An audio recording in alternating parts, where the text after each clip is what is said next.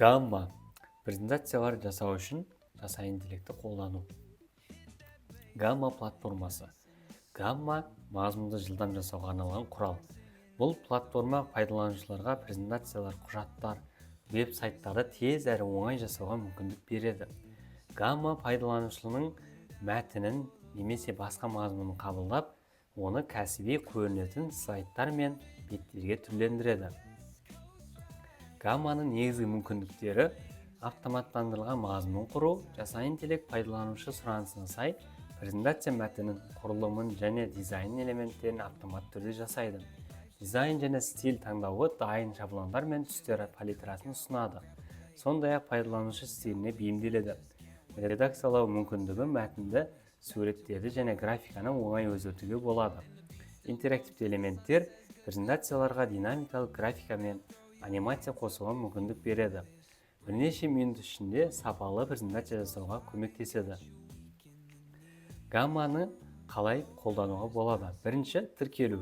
Тіркелу Гамма платформасына кіріп, аккаунт ашу қажет. Бірінші аккаунт ашу қажет.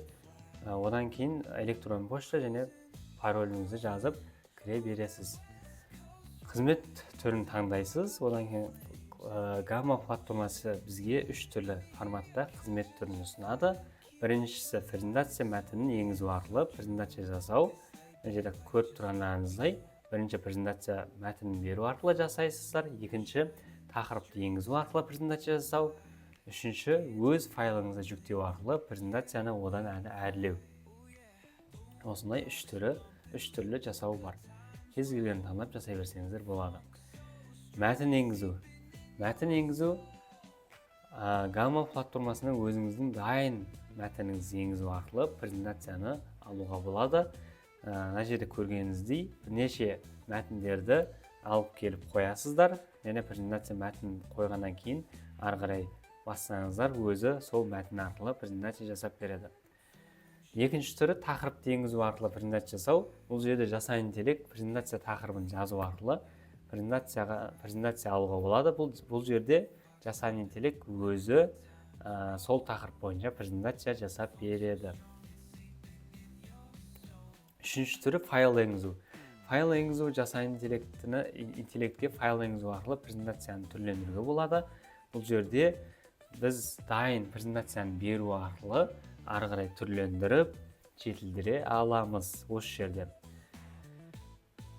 Бұл жерде көріп тұрғандарыңызда 3 түрлі қызмет бар. Бірінші, файлды жүктеу. Дисктен жүктесеңіздер болады, немесе компьютердің өзінен. Үшінші, import is URL деген жаңағыдай кез келген сайттан жаңағыдай файлды алып, сілтемесін алып осы жерге қойсаңыздар, сол арқылы жасап береді. Құрылымды таңдау. Жалпы бұл жерде жасай интеллект ұсынған нұсқаларға қарап, қалаған стиль және формат таңдап алуға болады. Мына жерде қарап тұрсаңыздар, бетінде бірнеше түрлері тұр, стильдер. Бірнеше стиль түрлері тұр. Осы стильдердің кез келген таңдау арқылы өздеріңізге керекті әдемі презентация жасауға болады. Төртінші, редакциялау және реттеу.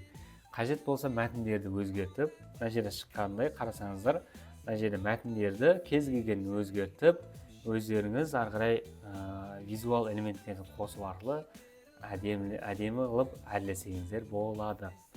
Одан кейін сақтау және бөлісу. Бұл жерде дайын презентацияны жүктеп алып, аудиториямен бөліссеңіздер болады. Қарасаңыздар, мына жерде бірінші сотрудничайте, поделиться, экспорт деп тұр. Осы жерде сотрудничайте деген кез келген электрон поштаны қосу арқылы көруге болады басқа адам, немесе экспортты басу арқылы өздеріңізге жүктей аласыздар. Заманауи білім беру мен цифрлық ортада тиімді әрі көрнекі мазмұн ұсыну маңызды міндеттердің бірі. Бұл тұрғыда Гамма платформасы жасанды интеллекті мүмкіндіктерін пайдалану арқылы презентациялар жасауды айтарлықтай жеңілдетеді. Гамманың көмегімен пайдаланушылар біріншіден презентацияны бірнеше минут ішінде автоматты түрде жасай алады. Екіншіден, кәсіби стильдегі слайдтар мен құрылымды оңай таңдайды. Үшіншіден, уақыт үнемдеп, мазмұн сапасын арттыра алады. Жасай интеллект адамның шығармашылық қабілетін толықтырып, техникалық бөлікке уақыт үнемдеуге көмектеседі. Gamma мұғалімдер, оқушылар, жалпы студенттер, контент жасаушылар үшін таптырмас құрал болып табылады. Бұл болашақта әрі қарай дами береді деген сөз. Енді екінші, дәл осылай презентация жасайтын екінші жасайын дерек түрін көрсетемін. Ол Slides Go. Оны ашып көрсетемін. Slides Go-да бірінші Google-ға Slides Go деп жазамыз. Осы жерде Slides Go деп жасайын дерек шығады. Мына Slides Go free, Google Slides Gems деп шығып тұр. Осын басамыз. Және логинмен кіреміз. Логинмен өздеріңіздің логин парольдеріңізге кіресіздер, немесе мен өзімнің қазір Google аккаунтымен кіре берсем болады. Өйткені мен тіркеліп қойғам. Continue as Нұрислам деп тұр. Қарасаңыздар, өзімнің Google аккаунтымен жалғастырамын кіруді. Осылай кіреді. Бірнеше секунд айналады интернетке байланысты.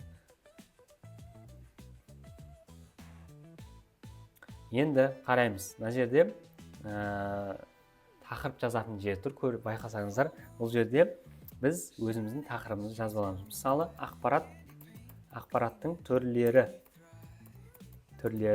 тақырыбына презентация жасау керек. Short деген қысқа нұсқа, informative деген үлкен форматтағы слайдтар жасауға болады. Short деген 7-14 слайд. Енді біз ары қарай жібереміз. Нені басамыз кнопканы. Және ары қарай бізге бірнеше стильдер таңдауға тура келеді. Бұл жерден бір стильді таңдап аласыздар, ары қарай continue деп жүргізесіздер. Және сізге сол тақырып бойынша, ақпараттың түрлері тақырыбы бойынша презентация жасап береді. Ары қарай жүктеп, немесе жіберсеңіздер болады. Қазір